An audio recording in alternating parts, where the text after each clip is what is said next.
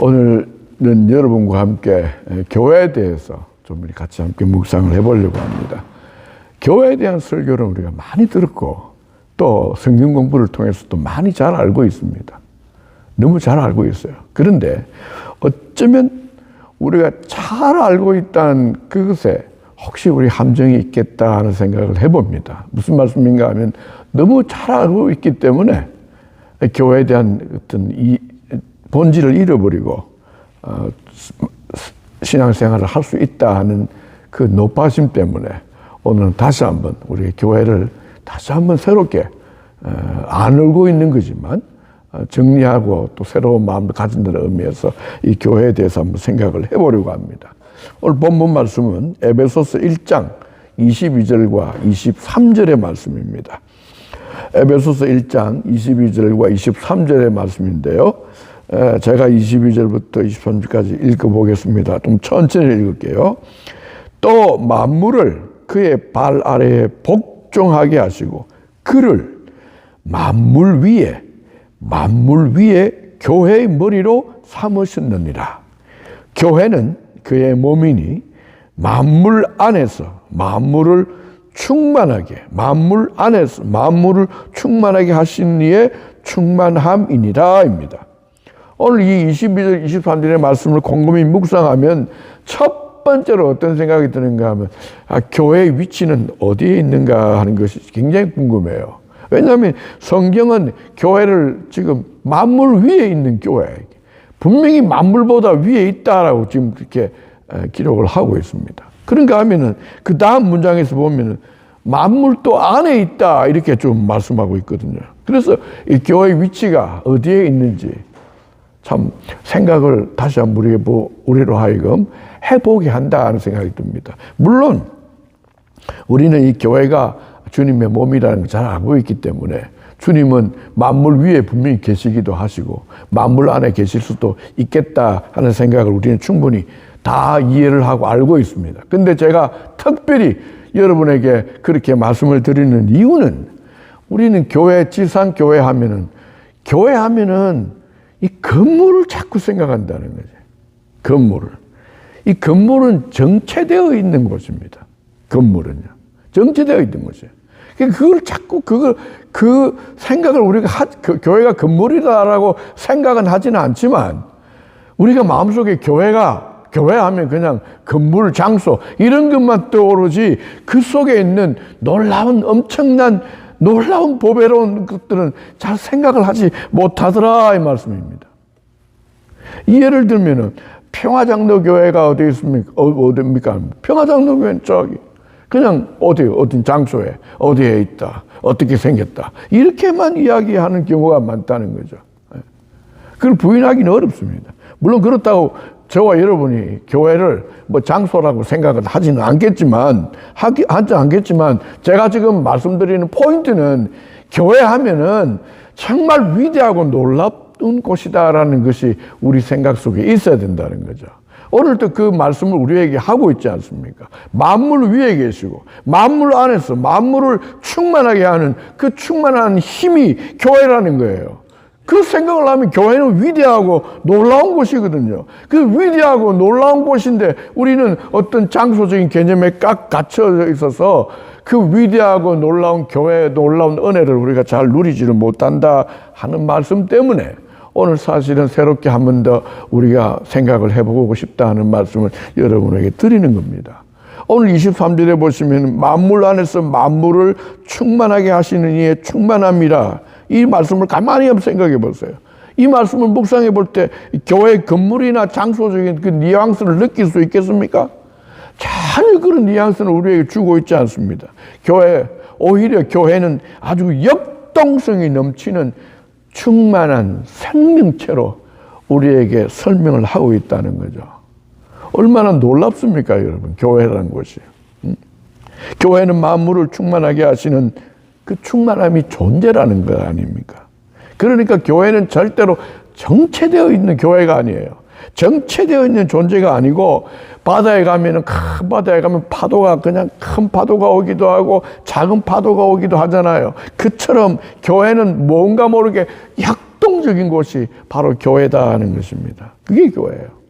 그러므로 오늘 교회를 결코 여러분 어떤 장소적인 개념이나 어떤 건물로서 절대로 생각하지 마시기 바랍니다. 그래서 교회를 그의 몸이라고 부르는 이유도 그게 있는 겁니다. 이 몸이라고 하는 것은 죽은 몸이 아니잖아요. 말도 못하고 생각도 못하고 그냥 생각도 없고 보지도 못하고 그런 죽어있는 몸이라고 하지 않거든요. 몸이라고 할 때는 생명체잖아요. 보고 듣고 말하고 숨쉬고 호흡하고 일하고 그걸 생명체 몸이라고 하지 않습니까? 그러니까 우리가 교회하면은 첫째로 저와 여러분이 그 마음속에 새겨져야 될 것은 교회하면 건물이 아니고 역동성이 넘치는 충만한 힘이 넘치는 곳이 바로 교회라는 사실을 여러분 믿으시기를 바랍니다. 여러분. 이 지구를 제가 어떤 책을 읽다가 보니까 이 지구를 보존하는 그 흰개미와 미생물에 대한 어떤 글을 제가 읽은 적이 있어요. 그 열대 우림에 가면은 그 흰개미들이, 그러니까 뭐 아마존이나 또는 뭐 아시아 열대 우림이 많잖아요. 그런데 가면은 이 흰개미가 산다고 그래요. 그리고 또 이 미생물들이 있는데 이 흰개미와 미생물들이 매년 100만 톤의 메탄 가스를 생산한다고 합니다. 100만 톤에. 굉장한 숫자죠.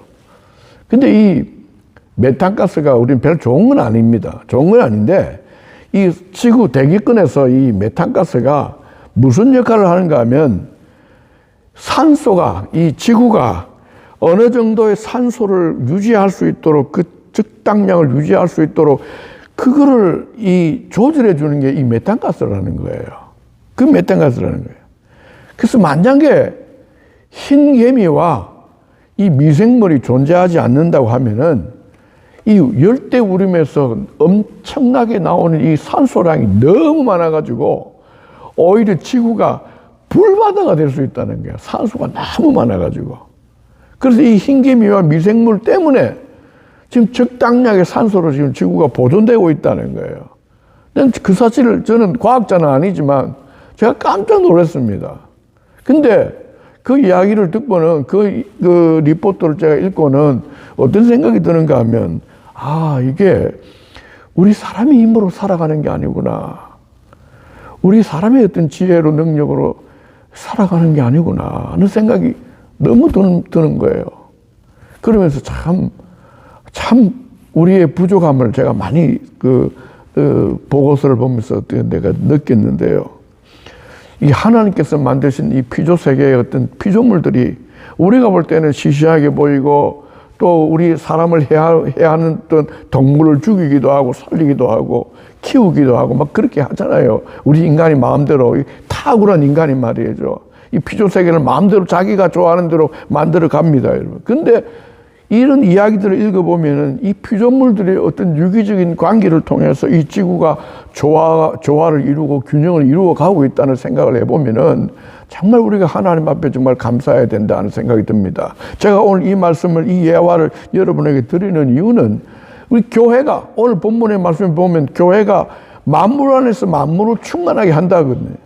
아무리 생각해도 저는 어떻게 만물 안에서 만물을 충만하게 하는지 아무리 생각해도 저는 이해를 못 하겠어요.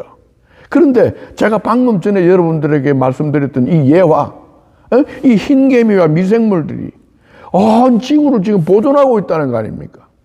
이런 걸 생각해 볼 때 우리는 하나님께서 말씀하신 만물 안에서 만물을 충만하게 한다는 그 메시지를 정확하게 과학적으로 논리적으로 설명을 할 수는 없고 이해는 할 수 없지만 이런 어떤 자연 과학을 보면서 하나님께서 어떤 피조 세계를 통해서 지금도 충만하게 하시고 또 지금도 온 우주를 보존하시고 뿐만 아니라 교회 속에서 하나님을 경외하고 하나님을 사랑하는 그들에게 역동적인 하나님의 은혜를 부어주시는구나 하는 생각을 해볼 때 오늘 우리가 생각하는 그런 교회를 생각해 볼 때 단순히 교회가 어떤 예배 장소가 아니고 단순히 교회가 어떤 건물이 아니고 단순히 어떤 그런 어떤 눈에 보이는 게 아니고 정말로 이 교회라는 것은 보이지 않는 하나님의 놀랍고 위대한 은혜가 있다는 사실을 여러분 믿으셔야 된다는 겁니다, 여러분.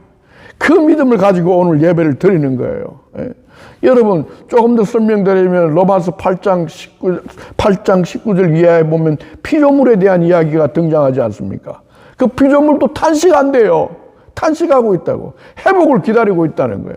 그래서 여러분, 우리 교회라는 곳은 단지 인간을 구원하기 위해서 하나님이 세워졌기도 하지만 더 넓은 목적에서 우리가 교회의 존재를 생각해 볼 수 있습니다. 이 교회를 통해서 사람도 구원하시지만 온 하나님이 주신 이 피조물조차도 새롭게 하려고 하시는 그런 엄청난 소명이 이 교회에 있다는 거예요. 그러니까 우리는 교회를 우리가 너무 단순하게 지엽적으로 생각하는 경향이 있는데, 오늘 이후로 저와 여러분은 어느 교회를 가든지 그 교회가 이렇게 반듯한 교회 건물을 가지고 있는 교회에 있든지, 그 교회가 아니면 창고 같은 곳에 있든지, 우리는 교회라고 생겨져 있는 곳에서는 하나님의 경이로움과 하나님의 놀라운 은혜가 있다는 것을 믿으시고 예배드리는 저와 여러분 되시기를 바랍니다, 여러분. 특별히 오늘 제가 이 부분을 여러분에게 강조하고 싶은 이유는 우리가 교회를 너무 잘 알아요. 교회를 너무 잘 아는데, 제가 앞서서 말씀드린 것처럼 너무 잘 알기 때문에 그게 함정이 있는 것 같아요. 무슨 말씀인가 하면, 본질을 잃어버리고, 교회에 대한 본질을 잃어버리고 신앙의 삶을 살아가는 그런 모습이 우리에게 분명히 있다는 겁니다. 분명히 있는 것 같아요. 제가 이렇게 신앙생활을 하면서 돌아보니까 이 세월이 갈수록 그게 훨씬 더 깊이 있게 지금 제가 다가오는데요. 오늘 이런 제가 걱정스러운 거는, 우리 모든 목사님들이 똑같이 고민하는 문제겠지만, 역사가 그렇게 우리에게 보여주고 있지 않았나 하는 생각이 듭니다. 이번에 영국을 방문하면서 유럽의 교회 역사적인 현장을 우리 살펴보았지 않습니까? 물론 제가 이미 유럽의 교회가 문제가 있다는, 부패하고 타락하고 힘을 잃어버렸다는 것은 이미 다 알고 있는 사실입니다. 근데 직접 현장에 가서 보니까 다시 한번 또 저한테 어떤 질문이 다시 한번 떠오르더라고요. 무슨 질문인가 하면, 왜 한때 이렇게 화려하고 웅장하고 거룩하게 생각했던 교회들이 이렇게 쇠퇴하고 몰락했을까? 왜 그랬을까? 그 이유가 뭘까? 그 이유는 한두 가지가 아닐 거예요. 여러 가지가 이유가 있겠지만 저는 그럼에도 불구하고 여러분에게 한 가지를 말씀드릴 수 있습니다. 그게 뭐냐면은 교회가 본질을 추구하지 않았기 때문에 그렇다는 거예요.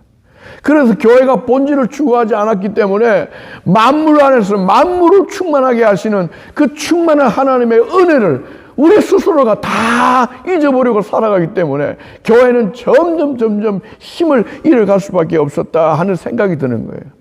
결국은 본질을 추구하지 않았기 때문에 그렇게 쇠퇴하고 부패하고 몰락하지 않았는가 하는 생각이 드는 거죠. 여러분, 성경을 찾지 않아도 여러분 다 아시기 때문에 제가 말씀드릴게요. 요한복음 4장 21절에 보면 이런 말씀이 있습니다. 예수께서 이르시되, 여자여 내 말을 믿으라. 이 산에서도 말고 예루살렘에서도 말고 너희가 아버지께 예배할 때가 이르니라 하는 말씀이 있습니다. 여러분, 이 사건의 말씀 다 우리가 기억하고 있지 않습니까?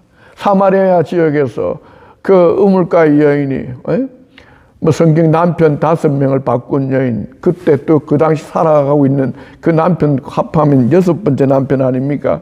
얼마나 사연이 많은 여인입니까? 우리는 그 여인의 아픔이 뭔지를 잘 알지는 못해도 제가 가만히 생각해 보면 우리는 그 여인을 그냥 그대로 비난하기는 하지만 정말로 참 인생이 힘든 인생을 살아온 사람이구나 하는 동정심이 많이 갑니다.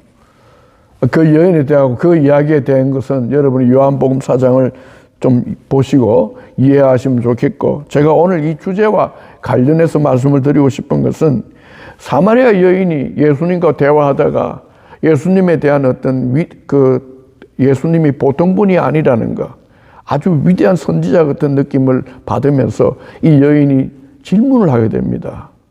여러분, 그 질문이 뭔지 생각이 나십니까? 예배에 대한 질문이었습니다. 아마도 그 여인은 잠시 자신의 삶을 잠시 생각했을 겁니다. 자신이 이런 엉터리 같은 삶을 살아온 이유가 하나님에 대한 예배를 잃어버렸기 때문이 아닌가, 잠시 그렇게 생각을 하지 않았는가 하는 생각이 들어요. 그래서 예수님에게 예배에 대한 질문을 합니다. 예배에 대한 질문을 여러분 아시지 않습니까? 어디서 예배를 드리면 좋겠느냐고 질문을 합니다. 그 여인은 사마리아 지역에 살아간 여인이었습니다. 그래서 그 여인은 사마리아에 있는 예배당에서 예배를 드리는 것이 참 예배를 드리는 거냐고, 아니면 예루살렘에 있는 그 성전에서, 그 큰 성전에서 예배를 드리는 것이 참 예배이냐고 질문을 했습니다. 그때 예수님께서 그 질문을 듣고 어떻게 대답을 한 것을 제가 방금 읽어드렸습니다. 다시 한번 읽어드리면, 예수께서 이르시되 여자여 내 말을 믿어라. 이 산에서도 말고 예루살렘에서도 말고 너희가 아버지께 예배할 때가 이러니라라고 말씀하셨습니다. 여러분, 이 예수님과 이 여인과의 대화에서 예배에 관하여 어떤 차이점을 여러분 발견하실 수 있습니까? 예배를 드리는 것은 동일하지만 예배를 어디서 드려야 되는가 하는 것이 예수님의 생각과 여인의 생각이 달랐습니다. 그게 차이점이었습니다. 여인은 예배를 드리는데 장소가 너무너무 중요했습니다. 어떤 장소에 가야만 된다고 생각을 했던 거예요. 그래야 참 예배라고 생각을 했던 것입니다. 근데 예수님은 전혀 그렇지 않았습니다. 예수님은 예배는 장소의 문제가 아니라고 지금 말씀을 하고 있는 겁니다. 제가 오늘 이 여인의 이야기를 여러분에게 드리고 싶은 이유는 뭔지, 사실 우리가 좀 더 묵상해야 될 필요가 있다는 생각이 듭니다. 사실 오늘 우리 현대교회가 점점 연약해지는 것은 이 여인처럼 교회의 본질이 아닌 겉모습에 너무 지나치게 관심을 갖고 있다는 겁니다. 교회의 건물이 어떠냐, 교회에 얼마나 많은 성도가 모이냐, 교회의 재정은 어떠냐, 이런 것들이 중요하지 않다는 말씀은 아닙니다. 그런데 그런 것들에 관심을 가지다 보니까 진짜 관심을 가져야 될 본질은 잊어버리고 말더라는 겁니다. 솔직히 여러분 그런 재정의 문제, 성도의 문제, 그 문제만 교회에 있습니까? 제가 이 목회를 하면서 보니까 점심밥을 뭐를 먹어야 되는 건지, 점심 때는 뭐 어떤 음식을 먹어야 되는 건지, 그런 것 가지고 갑론을박을 하고 말이에요. 그런가 하면은 여성교회 회장은 누가 돼야 되는지, 남성교회 회장은 누가 돼야 되는지. 여러분, 그런 것들이 중요하지 않다는 게 아니에요. 그런 게 다 필요합니다. 우리가 사람이 모이면 교제도 해야 되고, 교제를 하려다 보면 떡도 필요하고, 뭘 먹어야 될지, 그거 다 필요해요. 그런데 문제는, 그런데 신경을 쓰다 보니까, 그런데 관심을 가지다 보니까, 진짜 중요한 것, 하나님 앞에 예배자의 마음으로, 진정한 마음으로, 바른 마음으로, 올바른 마음으로, 바른 태도를 가지고 예배를 드리는 그 생각은 다 잊어버린다는 거예요. 그걸 망각해버리니까. 그러니까 하나님을 기쁘시게 하는 그런 마음을 잊어버리니까 어떻게 하나님께서 그 만물을 충만하게 하시는 하나님이 그 안에 하나님의 은혜를 부어주셔야 되는데 그 은혜를 다 잊어버리고 쏟아버리고, 그것 때문에 오히려 갑론을박하면서 우리의 교회가 힘을 잃어왔지 않나 하는 생각이 많이 드는 거예요. 오늘 우리 유럽의 교회가 우리 현대교회의 반면교사가 되어야 된다고 생각합니다. 여러분, 유럽의 교회가 쇠락의 길로 걸어갈 때가 언제인 줄 압니까? 교회 건물이 자꾸 하늘을 찌르듯 높이 올라갈 때입니다. 교회가 점점 웅장해질 때, 교회가 점점 강력해질 때, 그때 교회가 부패해졌습니다. 교회가 세상을 향해서 정치를 하고 있을 때 말이에요. 세상의 권력보다 교회의 권력이 더 커질 때, 그때 교회가 부패해져 갔다는 겁니다. 그때 교회를 짓기 위해서 우리가 그 베드로 성당을 짓기 위해서 했던 잘못된 역사를 우리가 잘 알고 있잖아요. 그게 본질적인 문제가 아니거든요. 그 껍데기에 너무 관심을 기르다 보니까, 그 껍데기에 열정을 쏟다 보니까 진짜는 다 잊어버리고 만 겁니다. 진짜는 다 잊어버리고 만 거예요. 그러니까 점점 교회는 사람들로부터 외면을 당할 수밖에 없었지 않았나 생각합니다. 제가 앞서도 말씀드립니다. 그 모든 것들이 다 필요 없다는 건 아닙니다. 오늘 우리가 사람이 살아가는 데는 이것도 필요하고 저것도 다 필요해요. 그런데 그 필요한 것들, 그런 것들을 너무 추구하다 보니까 본질을 잃어버리고 그 본질에 대한 열정을 다 잃어버리니까 은혜는 쏟아져 버리고 은혜는 사라져 버리고 은혜는 메말라 버리니까 결국은 교회는 자꾸 말라갈 수밖에 없고, 교회는 연약할 수밖에 없고, 사람들로부터 외면을 당할 수밖에 없었다는 생각입니다. 여러분, 마가복음 13장 1절에 보시면 예수께서 성전에서 나가실 때에 제자 중 하나가 이르되 선생님이여 보소서 이 돌들이 어떠하며 이 건물들이 어떠하나이까. 예수님과 예수님의 제자들이 예루살렘 성전 앞을 지나갑니다. 그때 한 제자가 예수님에게 막 이 예루살렘 성전을 자랑했습니다. 여러분, 그거 왜 자랑을 했을까요? 그 자랑을 하는 그 제자의 마음은 어떤 마음으로 자랑을 했을까요? 성경에는 기록되어 있지 않지만 제가 볼 때는 그 자랑이 우리 이런 성전에서 예배드리고 있습니다. 이런 성전에서 우리가 예배드리고 있습니다. 그러니까 이런 성전에서 예배드리면 괜찮다는 거 아닙니까? 이런 성전에서 예배드리면 문제없다는 거 아닙니까? 그때 그 이야기를 들었던 예수님이 뭐라고 말씀하셨습니까? 예수님은 이 성전이 무너져야 된다라고 충격적인 말씀을 던집니다. 예수님과 제자들은 왜 이렇게 생각이 달랐을까요? 왜 그랬을까요? 제자들은 눈에 보이는 것만으로 진리를 추구하려고 했기 때문에 그렇습니다. 근데 예수님은 보이지 않는 진리로 복음을 전하려고 했기 때문에, 눈에 보이지 않는, 우리 눈으로 볼 수 없는 그 진리로 성도들을 습득하고 복음을 증거하려고 했던 그 차이가, 결국은 예수님 제자들은 눈에 보이는 것만을 추구하니까 그 은혜를 잃어버리고 그 진리를 찾지를 못한 거 아닙니까? 제가 지금 말씀드리고 싶은 것은, 많은 사람들은 대개의 경우, 저도 그런 실수를 수없이 많이 해왔다고 생각합니다, 여러분. 스스로. 대개의 경우 보이는 것을 추구하고 보이는 것만을 추구하다 보니까 이 은혜를 다 잃어버리고, 진짜 이 교회에 부어주시는 하나님의 놀라운 은혜가 있는 것, 그 은혜를 누리지 못하고, 그 능력을 맛보지도 못하고, 그 능력을 체험하지도 못하고 믿음의 삶을 살아가는 안타까움 때문에 제가 오늘 여러분에게 말씀드리는 거라고 믿으시기를 바랍니다, 여러분. 성경은 교회를 그리스도의 몸이라고, 하나님의 집이라고, 만민이 기도하는 집이라고 증거하고 있습니다. 교회를 하나님의 집이라고 하는 것은 하나님이 계신다는 것 아닙니까? 그런데 교회 들어보면 하나님이 안 보입니다. 하나님이 계신다고 하는데, 하나님이 집인데, 하나님이 계셔야 되는데 하나님이 안 보이는 거예요. 그럼에도 교회를 하나님이라고, 집이라고 말씀을 기록한 것은 이 교회 와야만이, 이 교회를 통해서만이 하나님께서 하나님의 능력을, 하나님의 은혜를 부어주시겠다는 것입니다. 그렇습니다, 여러분. 여러분이 교회에 오시면은 이제 교회에 눈에 보이는 것을 너무 보려고 하지 마세요. 성도가 얼마나 모여있나, 교회가 얼마나 시설이 잘 돼 있나, 교회 성도는 이벤트가 어떻냐, 프로그램이었느냐, 그 모든 것들을 너무 보려고 하지 마세요.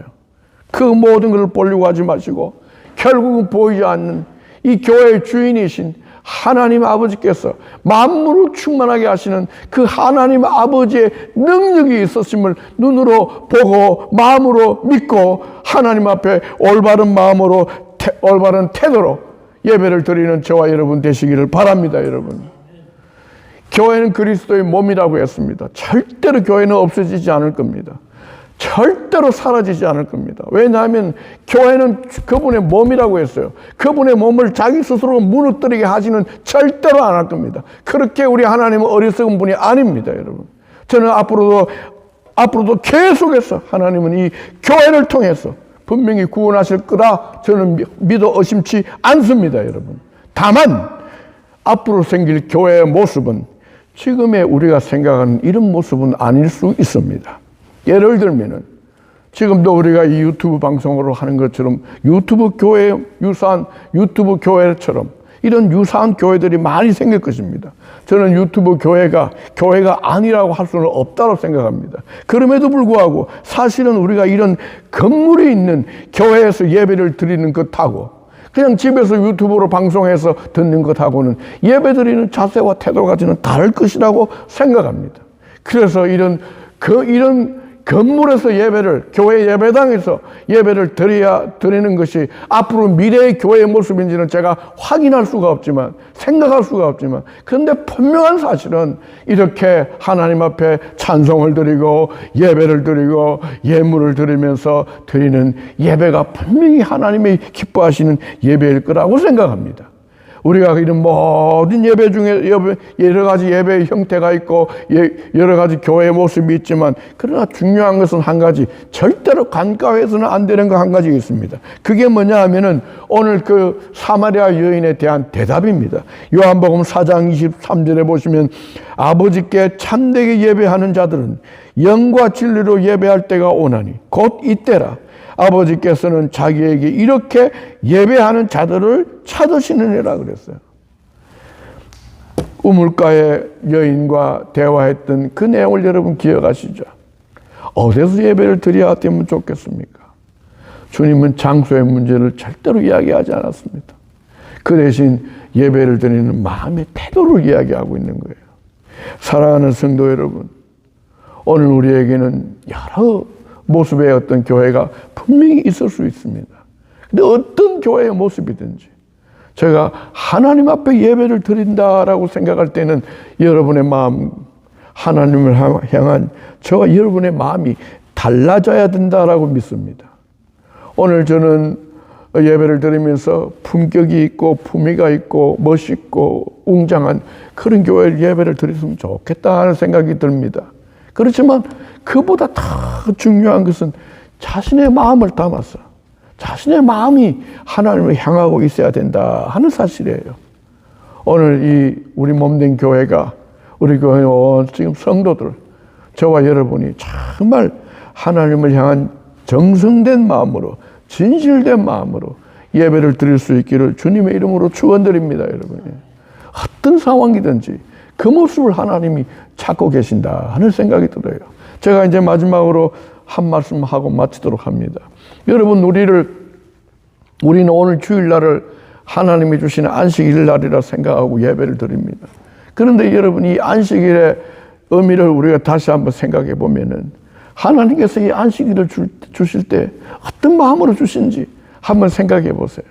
하나님이 6일 동안 천지를 다 창조하시고, 이 창조한 천지를 보니까 너무너무 아름다운 거예요. 너무너무 아름다운 거예요. 너무너무 아름답고 너무너무 좋아서 기뻐서 어쩔 줄 모르시는 거예요. 그 아버지의 마음, 너무 좋아가지고 이 내가 좋아하는 이거를 나누고 싶은 거예요. 이 내가 좋아하는 이거를 전하고 싶은 거예요. 그래서 하나님께서 우리에게 주일을, 안식일을 허락하신 것입니다, 여러분.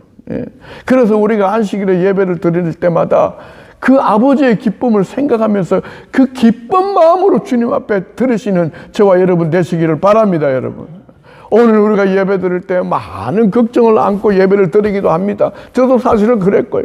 저도 목회를 하면서 오늘 저 성도가 왜 안 오나, 이런 성도가 왜 안 오나, 그런 걱정을 하면서 예배를 드리기도 했습니다.